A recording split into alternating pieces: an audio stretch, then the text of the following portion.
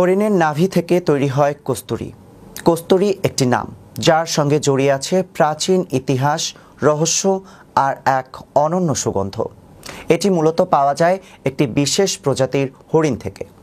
কোথায় দেখা যায় এই হরিণ আর কিভাবেই বা তৈরি হয় এই কস্তুরী, বিস্তারিত থাকছে ডেস্ক রিপোর্টে।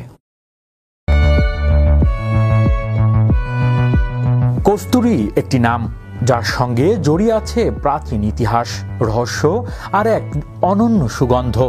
এটি মূলত পাওয়া যায় একটি বিশেষ প্রজাতির হরিণ থেকে, যার নাম কস্তুরী হরিণ। এই হরিণের পুরুষ সদস্যদের শরীরে, বিশেষ করে পেটের নিচের অংশে নাভির কাছাকাছি একটি গ্রাহস্থি থাকে। হরিণটি যখন যৌনভাবে পরিপক্ক হয় তখন এই গ্রান্তিটি থেকে এক প্রকার সুগন্ধি পদার্থ নিরসন করতে থাকে। এই গ্রন্থটি শুকিয়ে তৈরি হয় কস্তুরী, যা প্রাচীনকাল থেকেই ব্যবহৃত হয়ে আসছে সুগন্ধি এবং ঔষধি হিসাবে।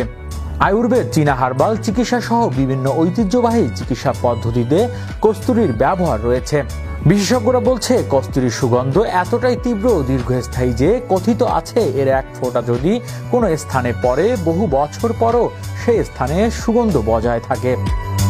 তবে আশঙ্কার বিষয় হলো এই দুর্প্রাপ্য কস্তুরীর সংগ্রহের জন্য নির্বিচারে কস্তুরী হরিণ হত্যা করা হচ্ছে, ফলে এই প্রজাতিটির এখন বিলুপ্তির মুখে। এ কারণে আন্তর্জাতিকভাবে কস্তুরী হরিণকে রক্ষা করতে নানা ধরনের উদ্যোগ নেওয়া হয়েছে। বর্তমানে গবেষণার মাধ্যমে কৃত্রিম কস্তুরীর সুগন্ধ তৈরির চেষ্টা চলছে, যা হরিণ হত্যা ছাড়াই সুগন্ধি ব্যবহার সম্ভব করে তুলছে। একদিকে যেমন কস্তুরীর মোহময় সুগন্ধ, অন্যদিকে তেমনি এর পেছনে লুকিয়ে থাকা প্রাকৃতিক জীববৈচিত্র্যের সংকট।